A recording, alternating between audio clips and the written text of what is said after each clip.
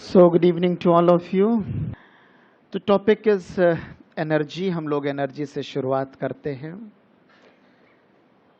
This energy is very important topic for both preliminary exam point of view and main exam point of view.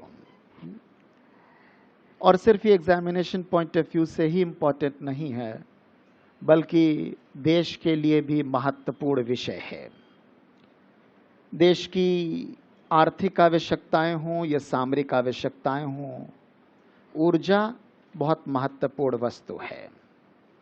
संपन्नता हो देश की या देश की सुरक्षा हो, दोनों कार्यों के लिए हमें ऊर्जा की ज़रूरत पड़ती है। इसलिए इस ऊर्जा को स्ट्रेटेजिक रिसोर्स कहते हैं। Energy is strategic resource, underpins both security and prosperity. आर्थिक विकास के लिए सबसे महत्वपूर्ण चीज है ऊर्जा। जैसे जैसे आर्थिक विकास की दर बढ़ती है, वैसे वैसे ऊर्जा की मांग भी बढ़ती रहती है। दुनिया में लगातार हम ऊर्जा की बढ़ती हुई मांग को देख रहे हैं, महसूस कर रहे हैं। जिस तेजी से दुनिया की अर्थव्यवस्था बढ़ रही है, उसी प्रकार से ऊर्जा की मांग भी बढ़ रही है। अनुमानों के अनुसार इस सदी के अंत तक इस विश्व की अर्थव्यवस्था आज की अर्थव्यवस्था के आकार से 4 गुना बड़ी हो चुकी होगी। और इस तेजी से बढ़ती हुई अर्थव्यवस्था की ऊर्जा आवश्यकताएं भी तेजी से बढ़ रही है। इस ऊर्जा को आर्थिक विकास की गाड़ी का ईंधन कहते हैं। गाड़ी की रफ्तार बढ़ेगी तो ईंधन की मांग भी बढ़ेगी। आर्थिक विकास नाम की गाड़ी की रफ्तार बढ़ेगी तो ऊर्जा नाम के ईंधन की मांग भी बढ़ेगी। लेकिन इस दुनिया की ऊर्जा आवश्यकताओं की पूर्ति में जिन ऊर्जा स्रोतों की सबसे ज़्यादा भूमिका है, जिन ऊर्जा स्रोतों का सबसे ज़्यादा योगदान है, उन ऊर्जा स्रोतों के इस्तेमाल को कम करने का अंतर्राष्ट्रीय दबाव है। ये ऊर्जा स्रोत जिन पर इस विश्व की बड़े पैमाने पर निर्भरता है, वो ऊर्जा स्रोत जैव विविधता के लिए, पारिस्थितिकी तंत्र के लिए, पर्यावरण के लिए, प्रकृति के लिए खतरनाक हैं, नुकसान पहुंचाते हैं। इसलिए जैव विविधता के संरक्षण के लिए, पर्यावरण सुरक्षा के लिए ज़रूरी है कि हम ऐसे ऊर्जा स्रोतों के इस्तेमाल को कम करें। एक तरफ जिन पर निर्भरता सबसे ज़्यादा है, उनके इस्तेमाल को कम करने का दबाव है, और दूसरी तरफ ऊर्जा आवश्यकताएं तेज़ी से बढ़ रही है। कैसे हम तेजी से बढ़ती हुई ऊर्जा आवश्यकताओं को बिना ऐसे ऊर्जा स्रोतों का इस्तेमाल किए हुए जो पर्यावरण को क्षति पहुंचाते हैं पूरा करें, ये दुनिया के सामने बड़ी चुनौती है। आर्थिक विकास के लिए ऊर्जा की आवश्यकता है। बगैर ऊर्जा की मांग को पूरा किए हुए आर्थिक विकास की गाड़ी बढ़ नहीं सकती। और आर्थिक विकास हर देश का अधिकार है, लेकिन पर्यावरणीय सुरक्षा, पर्यावरण को बचाना, ये हर राष्ट्र की जिम्मेदारी है।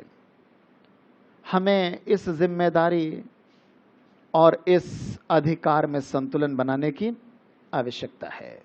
यानी पर्यावरणीय सुरक्षा के साथ हमें अपनी ऊर्जा आवश्यकताओं को पूरा करना है। ऊर्जा आवश्यकताओं की पूर्ति को ही ऊर्जा सुरक्षा कहते हैं। यानी पर्यावरणीय सुरक्षा और ऊर्जा सुरक्षा में संतुलन की आवश्यकता है, और इस संतुलन को स्थापित करना ही इस दुनिया की सबसे बड़ी चुनौती है, सबसे बड़ी चुनौती है। अब ऊर्जा प्राप्ति के लिए हमें ऊर्जा स्रोत चाहिए। जिन पदार्थों से हम ऊर्जा प्राप्त करते हैं उनको ऊर्जा स्रोत कहते हैं। हमारे लिए ऊर्जा प्राप्ति के लिए विभिन्न स्रोत हैं। प्राप्त होने वाली ऊर्जा विभिन्न रूपों में मिलती है। इन रूपों में किसी भी आधुनिक अर्थव्यवस्था के लिए जो सबसे महत्वपूर्ण रूप है ऊर्जा का, वो वैद्युत ऊर्जा है। किसी भी आधुनिक अर्थव्यवस्था की जो वाणिज्यिक और आर्थिक गतिविधियां हैं, वो ज़्यादातर वैद्युत ऊर्जा पर निर्भर करती हैं। इसलिए आधुनिक अर्थव्यवस्था की जो सबसे बड़ी ऊर्जा की मांग है, वो वैद्युत ऊर्जा की मांग है। हमने बचपन में पढ़ा है कि ऊर्जा बनाई नहीं जा सकती, ऊर्जा को नष्ट नहीं किया जा सकता, सिर्फ ऊर्जा के रूप को परिवर्तित किया जा सकता है।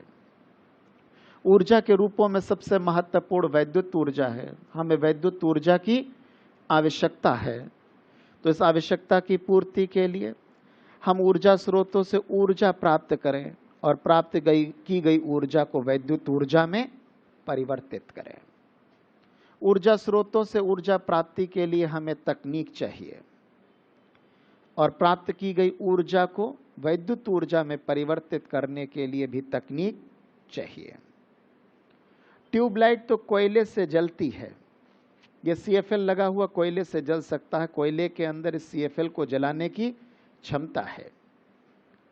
लेकिन कोयला लेकर आओ, तार में बांधकर CFL तक तार पहुंचा दो, ये कोयला CFL को जला नहीं सकता है। जबकि कोयले के अंदर इस CFL को जलाने की क्षमता है। हमें कोयले की इस ऊर्जा क्षमता का दोहन करना है और दोहन करने के लिए तकनीक चाहिए। कोयले से ऊर्जा को निष्कर्षित करने के लिए तकनीक चाहिए और प्राप्त की गई ऊर्जा को वैद्युत ऊर्जा में परिवर्तित करने के लिए भी तकनीक चाहिए। इसका मतलब केवल ऊर्जा स्रोतों से, ऊर्जा संसाधनों से काम नहीं चलेगा। आपको ऊर्जा स्रोतों, ऊर्जा संसाधनों के साथ साथ इन ऊर्जा स्रोतों से ऊर्जा दोहन के लिए तकनीक भी चाहिए। इसका मतलब किसी भी राष्ट्र की संपन्नता में सिर्फ ऊर्जा स्रोतों की ही भूमिका नहीं होती है। इन ऊर्जा स्रोतों के साथ साथ ऊर्जा स्रोतों के दोहन की तकनीक, जिसे हम ऊर्जा तकनीक कहते हैं, एनर्जी टेक्नोलॉजी कहते हैं, इसकी बहुत अहम भूमिका होती है। It means energy resources and energy technologies both are quite significant for the prosperity of any nation. किसी भी राष्ट्र की संपन्नता के लिए ऊर्जा स्रोत और ऊर्जा तकनीक दोनों की अहम भूमिका होती है। अगर आपके पास ऊर्जा स्रोत हैं, प्रचुर मात्रा में उपलब्ध हैं, लेकिन दोहन की तकनीक नहीं है, तो आर्थिक विकास तेज रफ्तार से मुमकिन नहीं है। हम देखते बहुत सारे देश हैं जिनके पास बड़ी मात्रा में संसाधन मौजूद हैं, लेकिन संसाधनों के दोहन की तकनीक न होने की वजह से वो पिछड़े हैं, गरीब हैं, अविकसित हैं, अंडर डेवलप्ड हैं, पुअर नेशंस हैं। ये अफ्रीकी देश संसाधन संपन्न हैं, प्रचुर मात्रा में संसाधन उपलब्ध हैं, लेकिन तकनीक का अभाव होने की वजह से ये पिछड़े हैं, गरीब हैं। कुछ देश ऐसे हैं जिनके पास तकनीक उन्नत किस्म की है, संसाधन नहीं है, दूसरे देशों से संसाधन लेकर आते हैं, तकनीक का इस्तेमाल करके दोहन करते हैं और विकास की रफ्तार बढ़ती रहती है।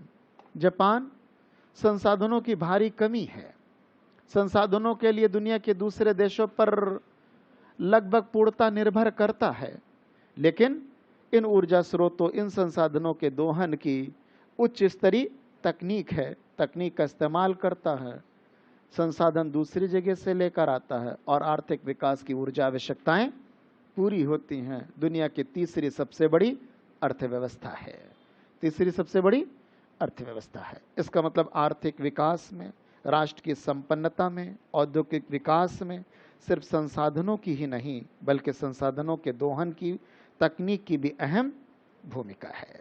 हम बात करते हैं कि ऊर्जा स्रोतों को लेकर हमारे पास क्या विकल्प हैं। वैश्विक स्तर पर भी हम देखेंगे और भारत के संदर्भ में भी हम देखेंगे। हमने देखा कि वैश्विक स्तर पर ऊर्जा की मांग तेजी से बढ़ रही है। हमारे देश में भी ऊर्जा की मांग तेजी से बड़ी, तीव्र आर्थिक विकास की वजह से हमारे यहाँ ऊर्जा की मांग तेजी से बढ़ रही है। ये तो वैश्विक आर्थिक संकट का दौर चल रहा है, जिसकी वजह से हमारे देश में ऊर्जा की मांग कम हुई है आर्थिक विकास में गिरावट की वजह से। वरना 2008 के इस इकोनॉमिक टर्मोइल से पहले जब लगातार औसतन हमने 9% की वार्षिक दर 3 बरस तक बनाए रखी थी, तो हमारे यहाँ ऊर्जा की मांग तेजी से बढ़ रही थी। उम्मीद है आने वाले कुछ समय में ये आर्थिक विकास के लिए जो काले बादल हैं वो छटेंगे और हमारी आर्थिक विकास की गाड़ी फिर पटरी पर आएगी और फिर उसी तेजी से ऊर्जा की मांग बढ़ेगी। तो हमारे तेजी से ऊर्जा की मांग बढ़ने की वजह तीव्र आर्थिक विकास, तीव्र औद्योगिक विकास से। लेकिन सिर्फ हमारे मांग ही नहीं तेजी से बढ़ रही, बल्कि हम ऊर्जा असुरक्षित राष्ट्र हैं, एनर्जी डेफिशिएंट नेशन है, एनर्जी स्टार्व्ड नेशन है। हमारे ऊर्जा की कमी है, जितनी मांग है उतनी आपूर्ति नहीं है। एक तरफ मांग तेजी से बढ़ रही है, दूसरी तरफ पहले से मांग और आपूर्ति में बड़ा अंतर है। इसलिए लंबे समय से प्रयासों के बावजूद भी हर व्यक्ति को हम ऊर्जा की उपलब्धता सुनिश्चित नहीं कर पा रहे हैं, जबकि किसी भी राष्ट्र के अंदर रहने वाले लोगों के जो जीवन स्तर है उसका सबसे बड़ा पैमाना है ऊर्जा की खपत, एनर्जी कंजम्पशन।